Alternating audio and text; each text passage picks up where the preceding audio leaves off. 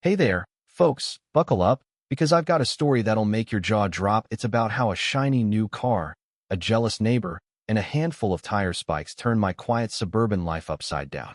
My name's Matt Thompson, and until last summer, I thought I had it all figured out: good job, great family, and a little slice of the American dream in a cozy neighborhood just outside Austin, Texas.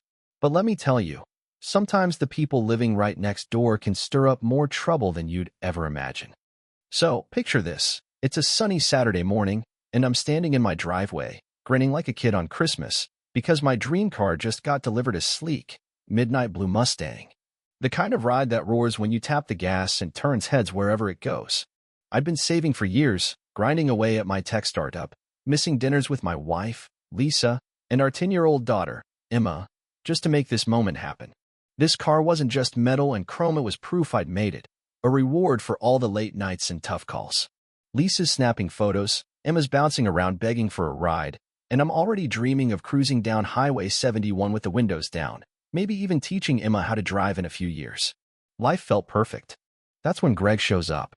Greg's our neighbor, lives 2 houses down, mid-40s, single, the kind of guy who's always got a beer in hand and a story about how life's done him wrong.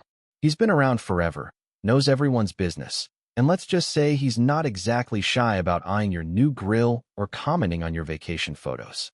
I'd always been friendly with him, invited him to our 4th of July barbecues, shot the breeze about football, but there was always this edge to him, like he was sizing you up, waiting for you to slip. So he saunters over, gives the Mustang a long, slow look, and goes, "Well, damn, Matt, that's one hell of a car. What did you do, rob a bank?" He laughs, but it's sharp, like he's poking at something. I just smile, say, "Nah, just a lot of long days, you know." He circles the car, running his hand along the hood, and mutters, "Yeah, some guys get all the luck." I brush it off, but Lisa catches my eye, and I know she felt it too, something off, like a storm cloud passing over. That night, we're on the porch, sipping iced tea, planning a road trip to the hill country, when I get this weird feeling, like someone's watching. I shake it off, tell myself I'm being paranoid. Big mistake. The next morning, we pile into the Mustang for its first real spin. Emma's in the back, singing off-key to some pop song. Lisa's got her coffee, and I'm feeling like the king of the world. I ease the car down the driveway, and then pop. The whole car lurches. Lisa gasps, "What was that?" Before I can answer, another pop, then a third. My heart's pounding as I slam on the brakes. I jump out, and there it is, all 4 tires, flat as pancakes, with these nasty, jagged metal spikes sticking out like they were waiting for me. The front bumper's scraped up from where I swerved into the mailbox, and Emma's peeking out the window, wide-eyed, asking, "Dad, is the car okay?" I'm fuming, crouching in the gravel, when I see the more spikes, carefully tucked into the dirt, like someone spent hours setting a trap. Lisa's beside me now, whispering, "Matt, this wasn't an accident." My stomach twists because she's right. Someone did this on purpose, someone who knew exactly what this car meant to me. Neighbors start gathering, murmuring, shaking their heads. Greg's there too, jogging over with this big, fake frown, going, "Oh man, Matt, that's awful. Who did something like that?" His voice is all sympathy, but his eyes, they're gleaming, like he's enjoying the show. I nod, barely holding it together, and say, "Yeah, Greg, who would?" He backs off quickly, muttering something about calling if I need him, but I'm already replaying every word he said yesterday, every glance he gave that car. The cops come, take photos, bag the spikes, but they're honest without a suspect. This is going nowhere fast. I'm left with a tow truck hauling my dream car away and a pit in my chest, wondering if my family's safe. That afternoon, I'm sweeping up the mess when Mrs. Carter, the sweet old lady across the street, pulls me aside. She's nervous, twisting her hands, and says, "Matt, I didn't want to cause trouble, but I saw Greg near your driveway last night, around 1 a.m. He was poking around. Looked like he was up to something." My blood runs cold. Greg. Of course. All those years of snide comments about my job, my house, even my damn lawn, it was never just neighborly banter. It was envy, festering, waiting for a chance to strike. Lisa's shaken when I tell her. "What if this isn't just about the car?" she says, her voice tight. "What if he's got it out for us?" I hug her, promise we'll figure it out, but inside, I'm raging. This guy turned my driveway into a war zone because he couldn't stand seeing me happy. I call my buddy Dave, who's a lawyer, and lay it all out. He's calm, says we've got a case for property damage and endangerment, but we need hard proof tying Greg to those spikes. I know what I have to do. I need to get into Greg's head and his garage. The next day, I knock on Greg's door, heart pounding, playing it cool. Hey man, I say, I'm fixing the mailbox, need to borrow a wrench and maybe a crowbar.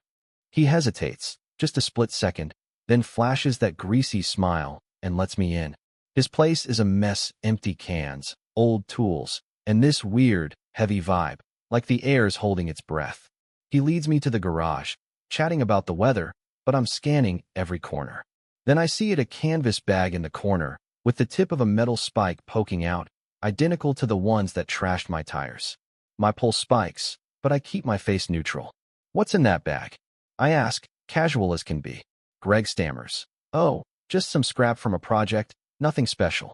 I don't wait, I kneel, pull the bag open, and there they are, a dozen more spikes, gleaming like they're mocking me. I whip out my phone, snap photos, and Greg's facade cracks. What the hell, Matt? You can't just snoop around. He snaps, stepping toward me. I stand, staring him down, and say, explain this, Greg. These are the same spikes. Mrs. Carter saw you sneaking around my place last night. You've been eating yourself up over my life for years, haven't you? His face twists anger, shame, all of it spilling out. You don't get it, he spits. You've got everything: the wife, the kid, the fancy car. Guys like me? We get nothing. It's not fair. I'm stunned, but before I can answer, sirens wail outside. I'd called the cops on my way over, just in case, and now they're here, cuffing Greg as he shouts about how I'm the wrong one. They bag the spikes, take my photos, and haul him away, his glare burning into me like a brand. The trial's a blur.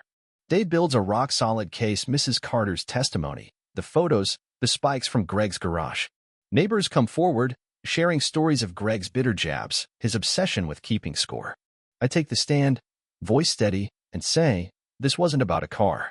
He put my family in danger, turned our home into a trap. No one should feel unsafe in their neighborhood. The judge agrees. Greg gets 18 months, plus restitution for the car, the mailbox, and the therapy we needed to sleep at night. When the gavel falls, I exhale, feeling the weight lift, but it's not over, not really. The neighborhood changes after that. We start talking more, checking in, organizing watch groups, even throwing block parties. I host a meeting, stand in my living room, and say, we dodged a bullet, but we're stronger now. Let's keep it that way. People nod, some cry, and Emma, bless her, starts a kids' chalk art campaign with slogans like, neighbors stick together. My Mustang's back, shinier than ever, and every time I drive it, I feel like I'm taking back what Greg tried to steal. Lisa and I sit on the porch one night, watching Emma chase fireflies, and she says, you know, it's weird something so ugly brought us all closer. I nod, thinking about how Greg's envy almost broke us, but instead, it built something better. Here's the thing, though Greg's out next year, and I can't help wondering if he's learned anything, or if he's just biding his time, plotting round two. What do you think? Can someone like that ever change, or is envy just a poison that never washes out? Drop a comment. Share your take. Have you ever dealt with a neighbor like Greg, or seen a community come together after something like this? Hit that like button, subscribe for more real stories, and let's keep this conversation going. Thanks for listening, folks. Stay safe out there.